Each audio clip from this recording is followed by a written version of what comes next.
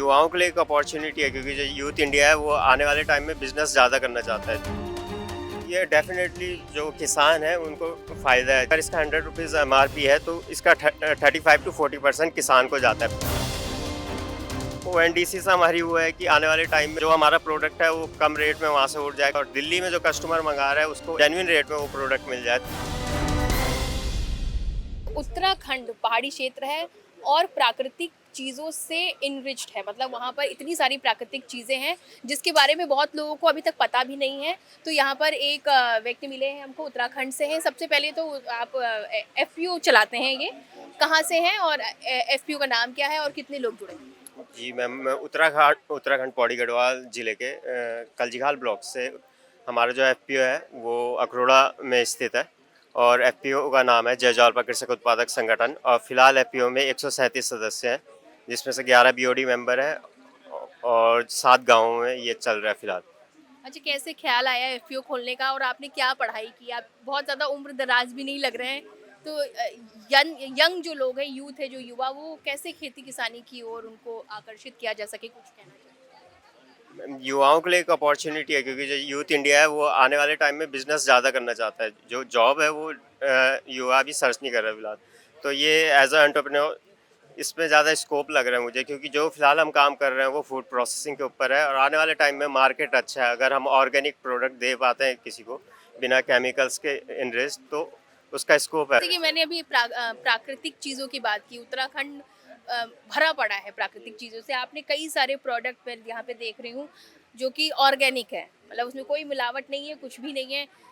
क्या-क्या है और क्या-क्या स्पेशलिटी है, कुछ दिखाइए आप? मैम, फिलहाल हमने फूड प्रोसेसिंग में, जैसे मैंने बताया, हमने काम शुरू करा है। तो फिलहाल हम स्क्वैश स्क्वैश और अचार में काम कर रहे हैं, पिकल में। अभी हम अंजीर का अचार हो गया, जैसे मशरूम पिकल है, नींबू का दिखा है। से भी जाइए, ये मशरूम। जी, ये अंजीर अंजीर का पिकल है, हाँ, इस फिग पिकल बोलते हैं। ठीक है। और ये गार्लिक पिकल है। इसके सिवा ये सॉस है, एप्पल सॉस है, जो कच्चा सेब होता है उत्तराखंड का ऑर्गेनिक, ये उसका सॉस है। तो और इसमें कुछ जैसे शुगर ऐड करते हैं, कुछ और भी प्रिजर्वेटिव्स कुछ नहीं, इस सिर्फ सिर्फ इसमें एप्पल का? मैम सिर्फ क्लास सेकंड प्रिजर्वेटिव मिलता है, वो स्क्वाश में मिलता है, क्योंकि स्क्वाश की सेल्फ लाइफ नहीं होती, 5-6 घंटे से ज़्यादा नहीं होती। तो इसमें 0.5% पर लीटर के हिसाब से हम प्रिजर्वेटिव मिलाते हैं, जो कि एकदम नेग्लिजिबल होता है। तो मतलब वो हार्मफुल नहीं होता है। वो हार्मफुल नहीं होता है। और क्या-क्या है? और इसके सिवा नींबू पिकल है और मैंगो पिकल भी 2 टाइप के हमारे पास। एक जो पहाड़ में यूज़ होता है बिना प्रिजर्वेटिव के, मैंगो पिकल में कोई प्रिजर्वेटिव नहीं है। दोनों में पिकल्स में ज़्यादातर प्रिजर्वेटिव की ज़रूरत नहीं पड़ती, क्योंकि जो हल्दी हम यूज़ करते हैं ये जो पहाड़ की हल्दी है मेन, ये एज अ प्रिजर्वेटिव काम करती है। इसके सिवा तेल, नमक और नेचुरल प्रिजर्वेटिव है। जो प्रिजर्वेटिव क्लास सेकंड हम यूज़ करते हैं वो सिर्फ स्क्वाश में यूज़ करते हैं। और इसके सिवा स्क्वाश है हमारे पास 5 अलग-अलग डिफरेंट टाइप के। कौन-कौन से दिखाइएगा उधर से? देखिए, माल्टा पहाड़ों पे होता है उत्तराखंड में। आप जो उत्तराखंड के लोग हैं वो बहुत नोन है माल्टा से, और उसके कई सारे फ़ायदे भी हैं। क्या-क्या फ़ायदे हैं वो भी बताते जाइएगा, किसका क्या है? माल्टा स्क्वाश तो विटामिन सी के इनरिच्ड है। और ये जो पल्प आपको दिख रहा होगा हल्के-हल्के से, तो एक तो सुबह-सुबह उठ के अगर इसको खाली पेट पिए 1 गिलास, तो नेचुरली इस चेहरे में ग्लो लाएगा, क्योंकि विटामिन सी भरपूर है। वैसे ही ये ब्रांच है, ये रोडोडेंड्रॉन का जूस है।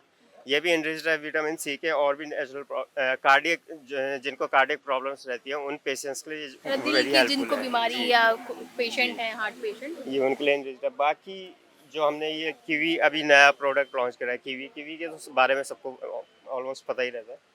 और ये ग्रेप्स का है, ये भी विटामिन सी इनरिच्ड है। और आम पन्ना और पुदीना स्क्वाश। जी, तो ये जो भी है ये सारा वहीं पे जी, ये किसान लोगों के लोकली यहाँ खरीदते लोकली हैं। किसान लोगों से खरीदते हैं। तो जो कितनी, ब्रांच अगर मैं बताऊँ, आपके एफपीओ में कितनी महिलाएं जुड़ी हैं और मतलब आप उत्तराखंड में पौड़ी गढ़वाल के ही किसानों से कांटेक्ट में हैं या ऑल ओवर इंडिया या उत्तराखंड के सभी किसानों से कांटेक्ट में हैं?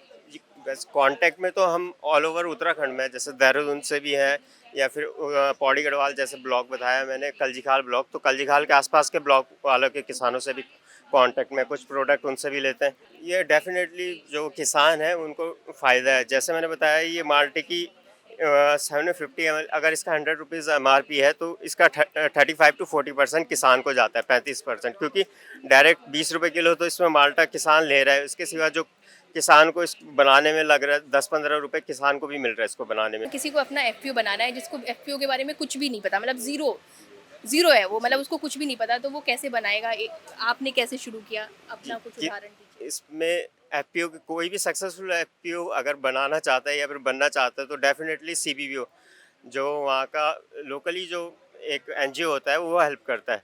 तो अपना सीबीवीओ बेहतर चुने, जो जिन भी किसानों को अगर भाइयों को बनाना होगा आने वाली डेट में, तो वो अपना सीबीवीओ एक बेहतर चुने, एक लोकली ऑर्गेनाइज्ड जो कृषि के क्षेत्र में जिसने ऑलरेडी काम किया हो, जिसको पता हो कि यहाँ की मतलब टोपोग्राफी क्या है, क्लाइमेटिक कंडीशन क्या है, उस हिसाब से अगर उनको पता हो कि एग्रीकल्चर गुड्स क्या बेहतर होता है, रॉ मटेरियल्स क्या क्या प्रोवाइड होता है, उससे हम क्या क्या बना सकते हैं, उसकी न्यूट्रेंट कंटेंट क्या है और आगे जाके मतलब किस रेट में बिक सकता है, तो डेफिनेटली इसका मतलब प्री ऑब्जर्वेशन होना चाहिए और एक सर्वे होना चाहिए। तो इसके लिए सीबीवीओ सबसे मेन रोल अदा करता है। अभी हमको यहाँ पे एक और एफपीओ के मेंबर मिले थे, वो खुद से एफपीओ चला रहे हैं, यंग एज के हैं। उन्होंने एक सवाल उठाया था कि ऑनलाइन सेल करते हैं तो उनका प्रोडक्ट अगर ये मान लीजिए 50 रुपए का है तो ऑनलाइन जाते जाते वो 150 रुपए या 100 रुपए का हो जाता है, तो हमसे कोई क्यों खरीदे? तो कोई एक गवर्नमेंट के जरिए कुछ एक ऑनलाइन प्लेटफॉर्म भी क्रिएट करना चाहिए ताकि हम अपने प्रोडक्ट को आसानी से सेल कर सकें और ये जितने का प्रोडक्ट है उतने का ही कस्टमर तक जाए। आप इस पर क्या कहेंगे?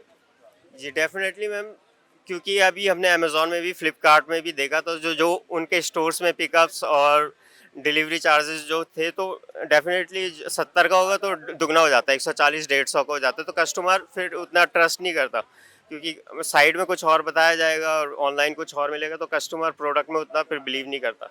तो डेफिनेटली ओएनडीसी से हमारी वो है कि आने वाले टाइम में कुछ हमें ऐसा कि जो हमारा प्रोडक्ट है वो कम रेट में वहाँ से उठ जाए कल जिखाल से, और दिल्ली में जो कस्टमर मंगा रहा है उसको एक जेन्युइन रेट में वो प्रोडक्ट मिल जाए, ताकि उसको ट्रस्ट रहे प्रोडक्ट के ऊपर या फिर ब्रांड के ऊपर। चलिए, बहुत बहुत धन्यवाद गांव जंक्शन से बात करने के लिए। तो ये बहुत बड़ा एक इशू क्रिएट हो रहा है कि प्रोडक्ट को ऑनलाइन सेल कर रहे हैं कैसे, तो सभी यही चाह रहे हैं कि एक ऑनलाइन प्लेटफॉर्म ऐसा क्रिएट हो जाए जहाँ पे जितने का बना है उसी हिसाब से सेल हो सके। बहुत बहुत धन्यवाद गांव जंक्शन से बात करने के लिए।